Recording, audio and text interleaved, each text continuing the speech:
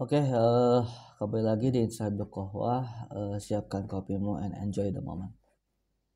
Pada hari ini saya sendiri karena Laga tidak bisa ikut karena ada beberapa kendala ya, jadi tidak bisa ikut di episode kali ini gitu. Pada hari ini saya ingin membahas tentang baby blues dan cara penanganannya dalam sudut pandang psikologi Islam gitu ya. Nah, yang pertama permasalahannya atau penyebabnya, ketika kita lihat akhir-akhir ini ada video viral, yaitu seorang ibu yang ingin membuang anaknya di stasiun kereta gitu. Video ini telah dilihat dan disukai ataupun diinteraksikan oleh netizen itu sebanyak ratusan ribu, bahkan oleh jutaan orang gitu. Nah, makanya baby blues ini sedang viral sekarang gitu. Nah, tapi apakah baby blues ini sangat banyak datang gitu kepada orang-orang yang baru melahirkan, khususnya untuk seorang ibu?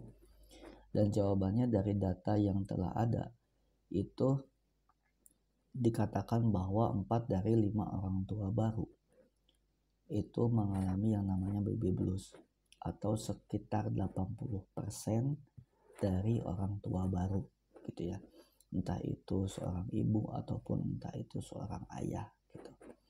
Nah, kenapa seseorang mengalami yang namanya baby blues gitu ya. Nah, kita sekarang tidak membedakan ya antara baby blues dan postpartum depression. Kita intinya fokus ke penanganannya depresi pasca melahirkan gitu ya. Tapi sekarang saya mengumpamakannya atau memakai katanya baby blues ya. Jadi gini, kenapa seseorang itu mengalami baby blues, khususnya untuk seorang ibu itu mungkin karena yang pertama fisiknya mengalami perubahan, sehingga ketika fisik dia mengalami perubahan, entah itu makin kurus atau entah itu makin gemuk, itu itu uh, itu akhirnya psikisnya terganggu gitu ya. Dan kemudian ada juga mungkin penyebabnya, yaitu orang tua yang dia itu merasa cemas dan khawatir tentang anaknya di masa depan gitu ya. Entah itu anaknya ditakutkan tidak akan memiliki kehidupan yang layak, entah itu anaknya dan lain sebagainya gitu ya, ketakutan ataupun kekhawatiran yang dialami oleh orang tua atau seorang ibu gitu ya. Nah, itu penyebabnya. Sekarang sekarang kita beralih ke penanganannya gitu. Dalam psikologi Islam, dalam sudut pandang Islam, tentunya ketika kita berbicara masalah psikis, berbicara masalah hati ataupun berbicara masalah perasaan, itu pasti melibatkan Tuhan ataupun Allah Subhanahu wa Ta'ala di dalamnya gitu. Apalagi ini adalah baby blues adalah sesuatu yang sangat erat kaitannya dengan keakhiratan gitu ya. Jadi kalaulah orang tua itu sudah memiliki anak, tetapi dianya sendiri itu tidak merubah dirinya lebih dewasa dalam beragamanya atau lebih dewasa dalam hubungan dia terhadap Tuhannya, maka sangatlah merugi gitu ya. Jadi bijaksananya, sebaiknya kita sebagai orang tua yang mungkin nanti akan memiliki anak, hendaknya dia itu ketika memiliki anak, dia bisa meningkatkan keimanannya dan meningkatkan kedewasaannya dalam beragama gitu ya. Jadi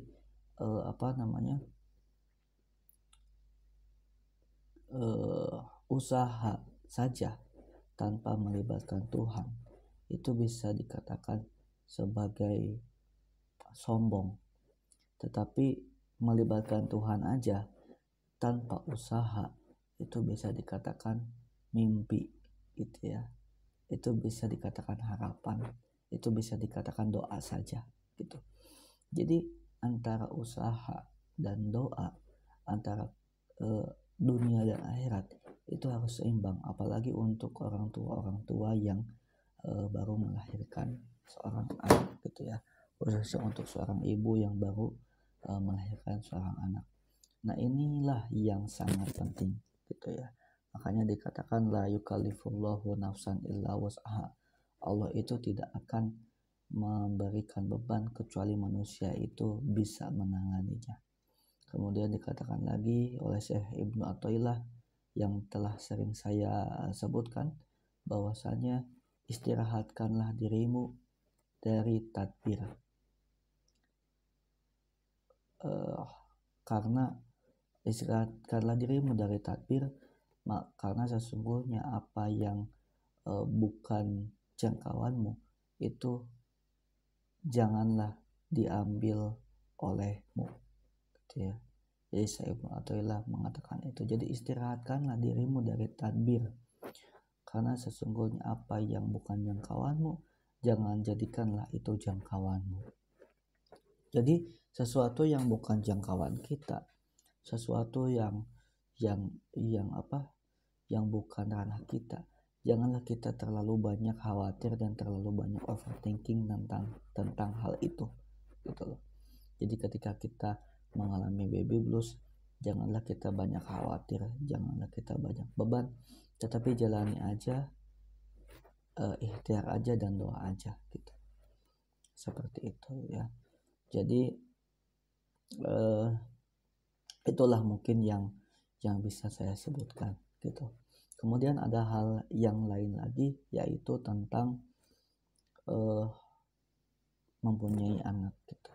Jadi mempunyai anak, ketika kita kita bisa membesarkan anak kita dengan baik, dan anak itu menjadi baik, soleh dan sukses gitu. Tentunya itu kita sebagai orang tua berinvestasi, mendapatkan investasi dengan hal itu gitu. Maka dari itu untuk para orang tua, khususnya para ibu, itu haruslah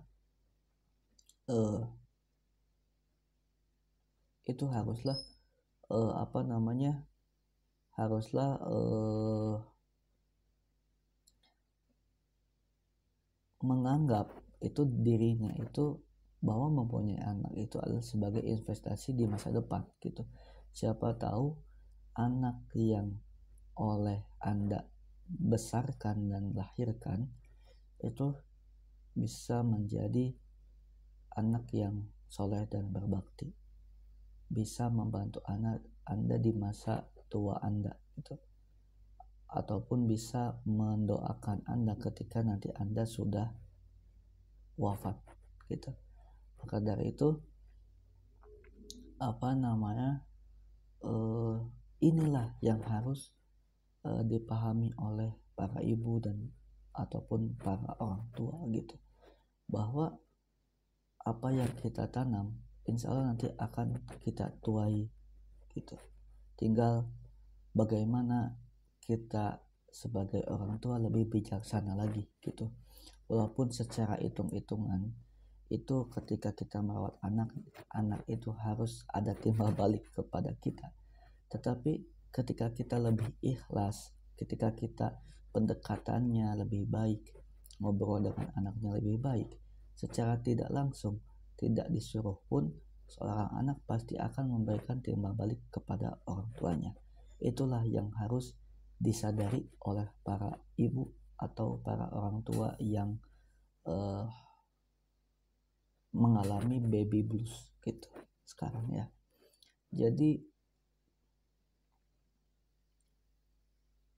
ada banyak hikmah dan ada banyak manfaat kelebihan yang akan bapak ibu dapatkan ketika mempunyai anak yang baik.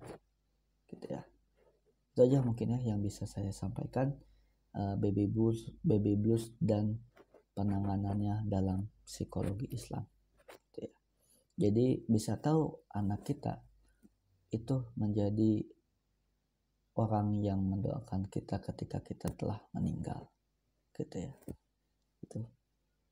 Itulah ya mungkin yang bisa saya sampaikan pada episode kali ini. Saya sendirian, tidak ada laga karena ada halangan. Oke, insya bahwa di episode baby blues dan penanganannya dalam psikologi Islam telah saya sampaikan. Terima kasih. Jangan lupa like, comment, share, dan subscribe channel YouTube saya.